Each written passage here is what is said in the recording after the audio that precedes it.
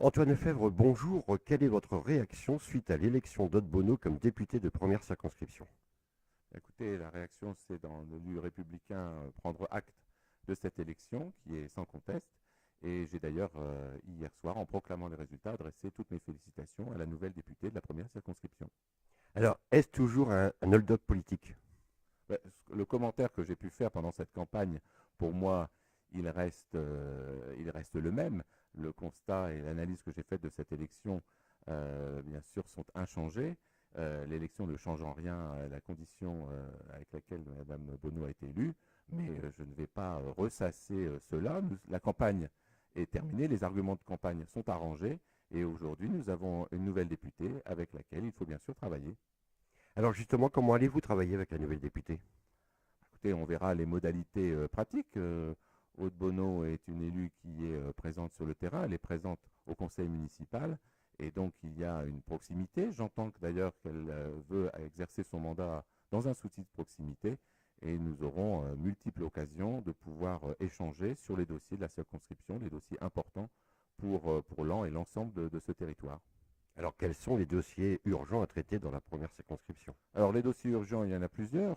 J'ai d'ailleurs adressé aujourd'hui un courrier à Aude Bono concernant un dossier particulièrement urgent pour lequel elle a déjà pris des engagements pendant cette campagne. C'est l'avenir de l'hôpital de Laon.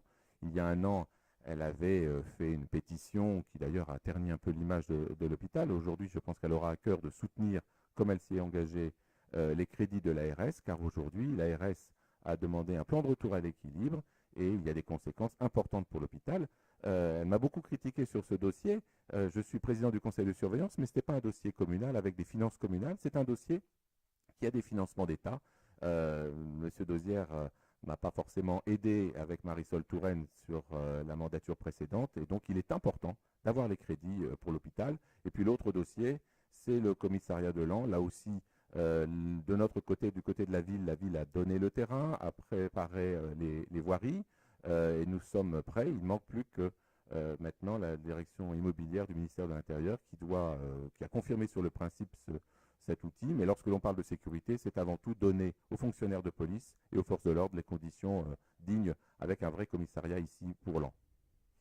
Alors, monsieur le sénateur maire, ce dimanche soir, notre rédaction a interviewé René Dosière.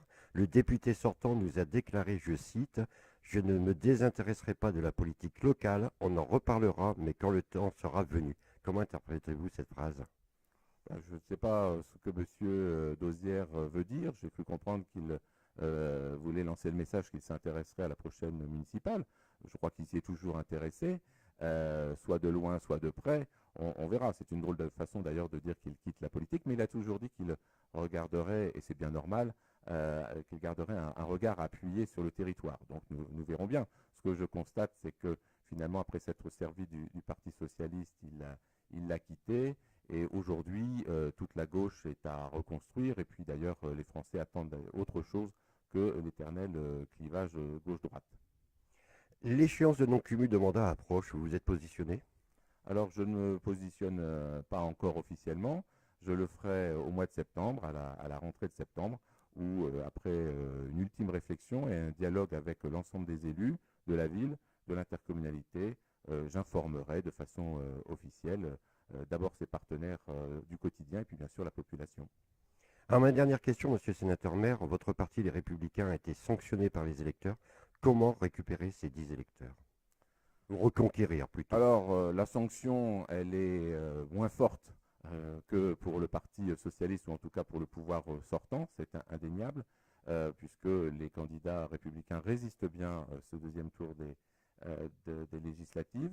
Malgré tout, il y a effectivement une confiance à rebâtir, compte tenu du cataclysme que nous avons eu avec la candidature de François Fillon à la présidentielle. Donc, il y a du lien à reconstruire sur notamment nos valeurs et sur le programme qui était celui porté par François Baroin pour les législatives. Et c'est à partir de ce programme, programme contre programme, parce que nous verrons très vite, et les Français vont très vite se rendre compte que l'augmentation de la CSG, les conséquences pour les retraités notamment, la modification en profondeur du Code du travail va impacter bien sûr cette circonscription comme l'ensemble de notre pays.